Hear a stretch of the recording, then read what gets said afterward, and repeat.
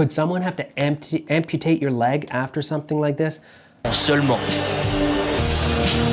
L'image est terrible, la blessure de l'ancien océrois très grave. Une double fracture, tibia péroné. Twice. 2 times. 2 times, broken legs, 1 right, 1 left.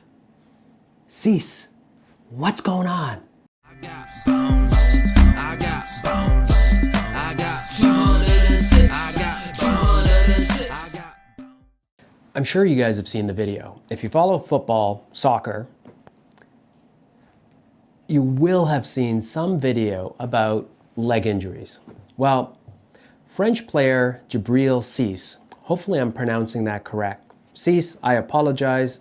I do know a little bit of French, having grown up in Canada, but my French isn't perfect. But hopefully I'm not butchering your name. Dgibril Cisse, I feel for you. First, he broke his left leg. Then he broke his right leg. Now, what happened? What happened? Both tib-fib fractures. 1 right, 1 left. First his left, then his right. The shin guards were right at the junction of where the fracture happened based on the videos. So I looked this up. And not only did I look it up, as a resident and in practice, I've seen these injuries happen, and they're rare. They don't happen that often. I mean, if you end up with an open fractured tib-fib from a soccer player, that's pretty significant. So here's some data. I won't get into the details. Published data, limited studies that are out there in the published world, but it is more common than you may think. Certainly in the pro players, they're playing hard, they're playing fast, they plant their legs, and so the cleats dig into the ground, and the common way this happens is slide tackle. So you've got a post, they plant their leg, slide tackle. Or they plant their leg and they impact with a goaltender. And the other way is they're just get their legs caught in while they're getting a ball. And that happened to Cisse twice. Twice! Open fractures. We have talked about this before. You have increased complication risk with open fractures. You can have nerve, vessel, soft tissue, muscle, injuries, all of those things, okay? There's a lot of different features of an open fracture versus a closed fracture. A closed fracture is where the soft tissue sleeve is intact, you break your bone, but the sleeve is intact. Open fracture is it's outside the skin. And these are happening on the soccer fields. And soccer fields are, for the most part, natural grass. So this happens on a soccer field. There's dirt on the ground. There's all sorts of material on this dirt and grass and on the open field.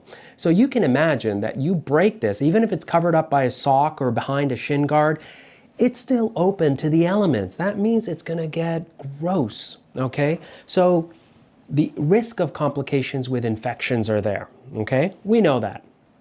You heard me on a prior video about Ware and his open fracture. Well, this is probably a little bit more intense because it happened outside. It didn't happen indoors, it happened outside. So more elements are out there, more air, more bacteria, more risk of injury or complication, and potentially impact as opposed to non-impact loading that resulted in Ware's open fracture.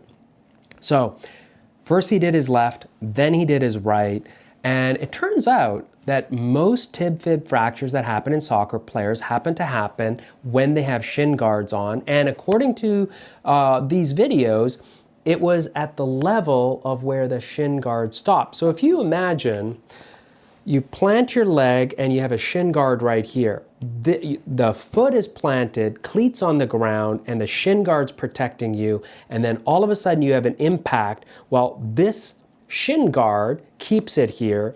The tibia goes out or in. So it almost acts like a stress riser. And that's where you have excessive force and point loading in one location that results in a change and a shift in a moment arm and it levers it and breaks the bone. So could it be that Cisse happens to have some problems with his bone density, bone quality, bone strength? Maybe, but probably not. He was a pretty active, robust player. He's been playing for a long time, so he probably just had bad luck. But could he have underlying bone problems? I don't know. I would certainly want to explore that, and I'm sure his doctors have looked into it, but it was still a pretty significant injury. So both bones, both breaks, both open fractures. He recovered from one, he played again. He had another fracture, he played again. Now, usually there's a high complication risk with open tib-fib fractures in the soccer players, and certainly recreational players don't usually end up coming back in. Certainly the player, that one player in particular that I treated, he actually had a nerve and vessel injury. He had to get vascular surgery involved. He had some numbness, a bit of a drop foot. He ended up recovering the drop foot, but he had significant injury. His bones healed fine. In fact, as an orthopedic surgeon, I actually feel lucky. I mean, our part sometimes is easier than the soft tissue component. And then the mental toughness, again, I've talked about this before, but you have a significant injury. You have to get back on the field. So I hand it to Cisse to get back onto the field and then suffer another fracture? Did I say twice? I did. Could someone have to amputate your leg after something like this? Probably not if you're healthy and young. But if you have a severe neurovascular injury from a compound tib-fib in a car accident, crush injury, or you're diabetic and you don't have good blood supply, or the vessels are completely destroyed, you may go on to an amputation, but that would be rare in these young, healthy pro athletes that undergo an open fracture, compound fracture sometimes, as we call it in the non-medical arena.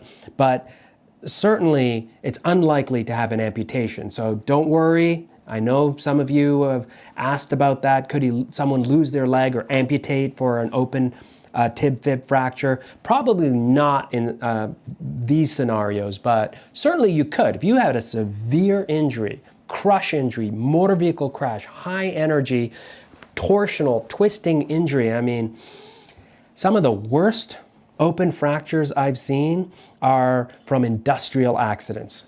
Guillotine crush, machine loading, torque. They get their leg or arm wrenched from a farm machine, and it just twists the arm.